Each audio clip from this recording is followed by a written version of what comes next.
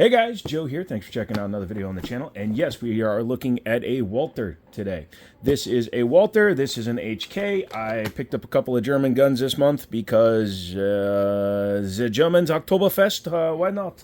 Also, they're not Glocks, and these were both significantly less than Glocks and significantly better than Glocks. So you got the VP9. You already did a video on that. Look at the last video I put up. And today, we're taking a look at the Walther. This one is a gun that has never really been on my radar just because of how expensive they were, but I got an extremely good deal from a pawn shop that I go to every now and then, and I couldn't say no. I literally couldn't say no to this gun. This is the Walther PPQ Q5 Match, chambered in 9mm. As you can see, it's empty. Drop the mag out. And this one, of course, has a optic on it. This is a Burris Fastfire. Thank you, Burris, for sending that out to me. Really good company. Check them out. I'll link them in the description. But yes, this pawn shop, and again, I still haven't gotten their permission to name drop them. Also, I don't think they do internet stuff, so don't worry about that. Had this on the shelf, and this is normally, even today, I went on Gunbroker before I did the video, and yes, Gunbroker isn't the only source, but it's an accurate source for nationwide and all that fun stuff. The average selling price of a Walther PPQ Q5 Match Mod 2 with the reversible mag release is around $650 to $700, plus then you have your buyer's fee, which is 18%, plus your transfer fee. So when all's said and done, you're going to be paying about $700 to $750 for one of these.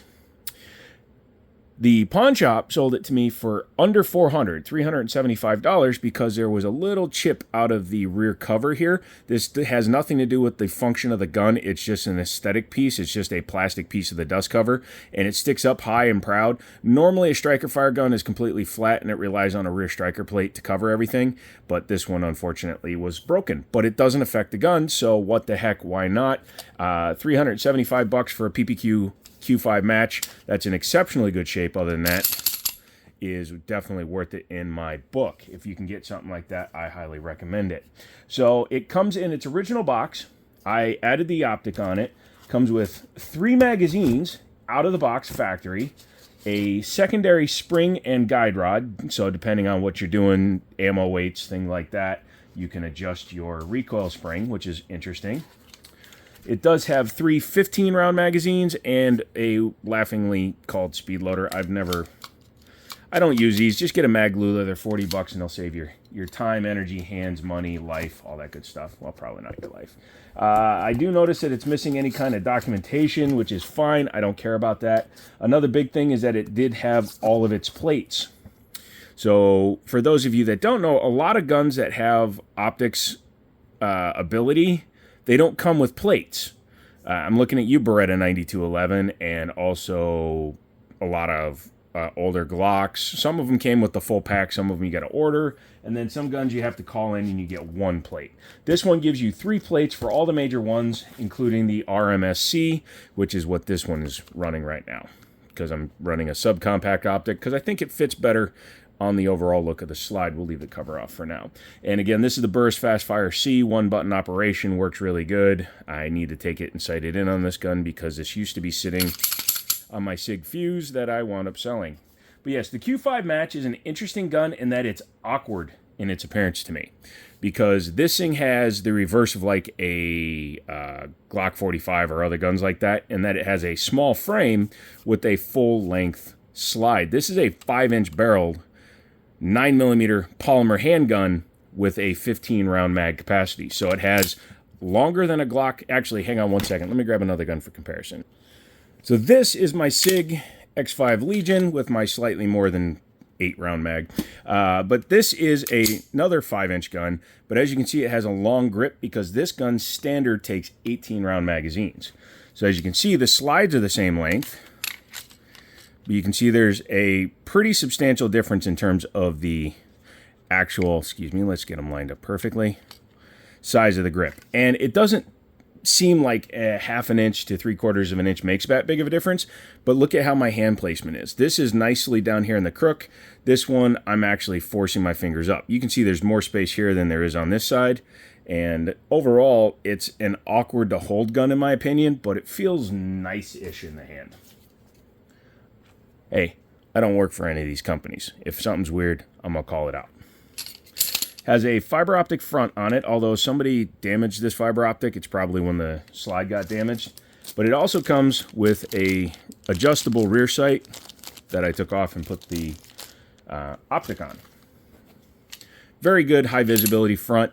It looks like it should be comped or ported or something, but it's not. However, you could easily get those marked if you have somebody that has the right equipment and easily port the barrel through there, and then you'd have a ported gun, but you don't want to do that. It's fine the way it is. It does have ambidextrous mag release on it. Not mag release, excuse me. The slide lock slide release is ambidextrous on this gun, and if you are a southpaw, it does work. So a lot of companies will make one where the slide lock doesn't work on the off side. But not Walther. They give you a functioning slide. This is a obviously competition-oriented gun, so they gave it their Q5 Match trigger. I think the PDP Match grade gun also has a blue trigger. Has a trigger safety on it. No other external manual safeties, as you can see. So it has your trigger safety, meaning if you don't have the trigger dingus, as it's called by some people, depressed, it will not fire the gun. So that's good. Has a pretty nice trigger in it, and I say that as a striker fire non-enthusiast. I prefer a hammer fire gun for most of my competition style guns. 320 here. This is an adjustable armory craft. You can see I have that one set really nice. But the trigger in this out of the box, a little bit of take up. You see that? And then brakes.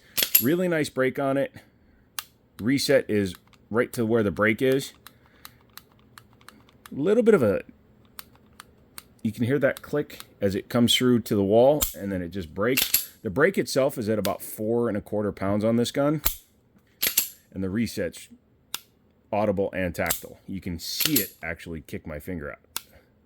When it's an assisted reset like that, or a spring, the spring is nice and tight in there, that's always a benefit to have. Like I said, the standard sight picture is nice because of the 5-inch barrel. You have an exceptionally long sight radius for a polymer striker fire gun, which you don't normally see.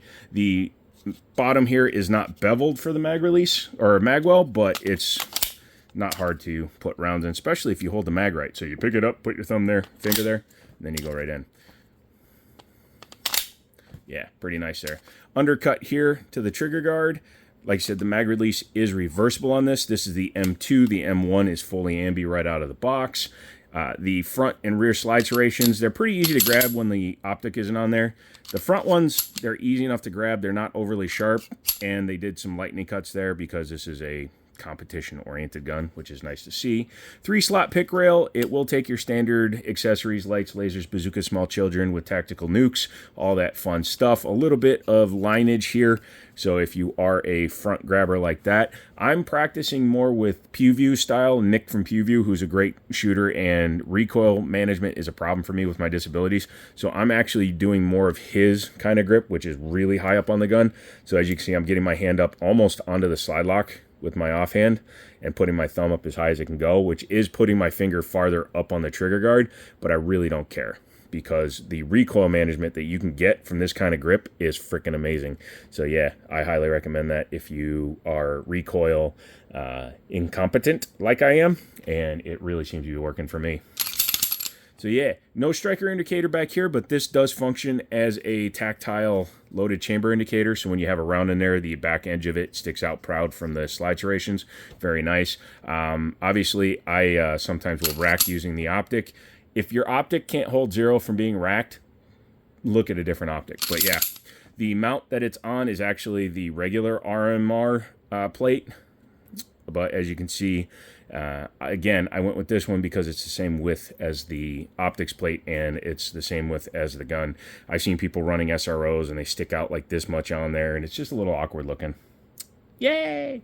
You want to take her apart? All right, let's do that. One thing a lot of people will notice if you are into guns is that this looks very Canik-ish, and that's because Canik is actually a licensed reproducer of the Walther P99, and the PPQ shares a lot of function with the Walther P99. So first thing you gotta do, safety check the firearm. She's clear.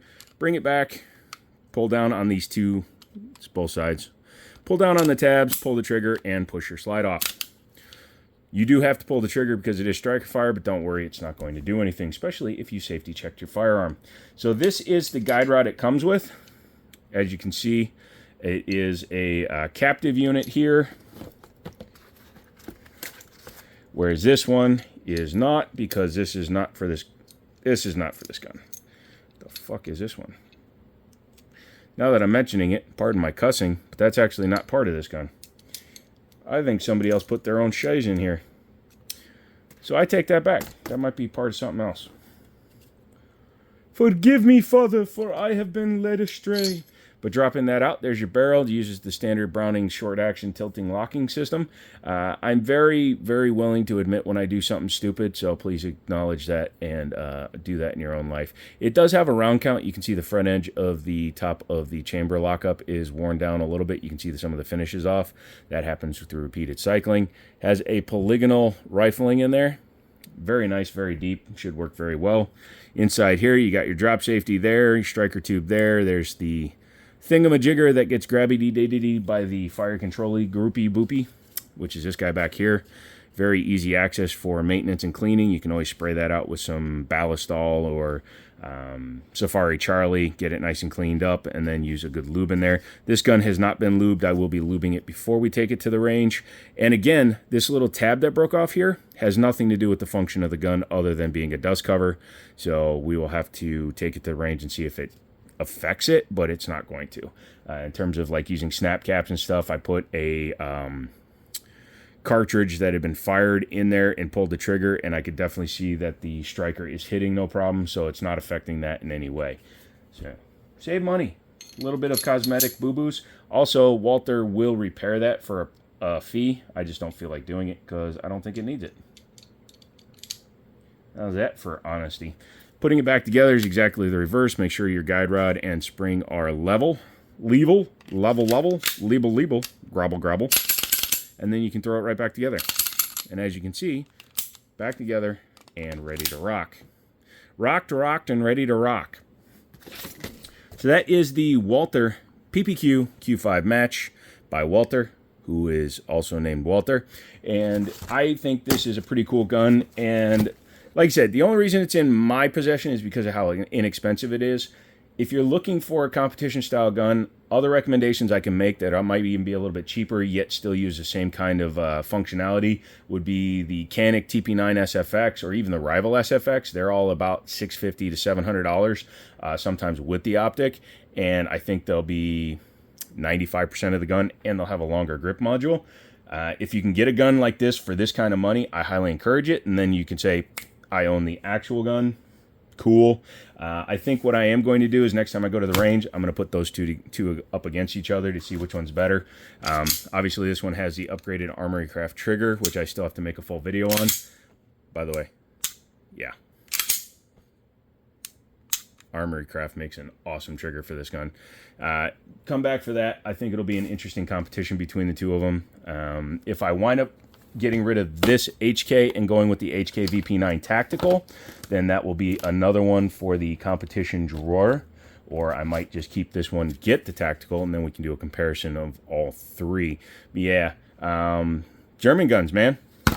Who knew they make such good guns other than everybody? It just, you know, normally they put moolah if you made it this far into the video, okay? Come back for another video. Lives 3 times a week, Mondays, Wednesdays, Fridays, from 7 p.m. until we cancel them. Sometimes they go till midnight, sometimes they go till 1, but I enjoy having you there. Come back for that. I enjoy you, you enjoy me, and as always, I'll talk to you later.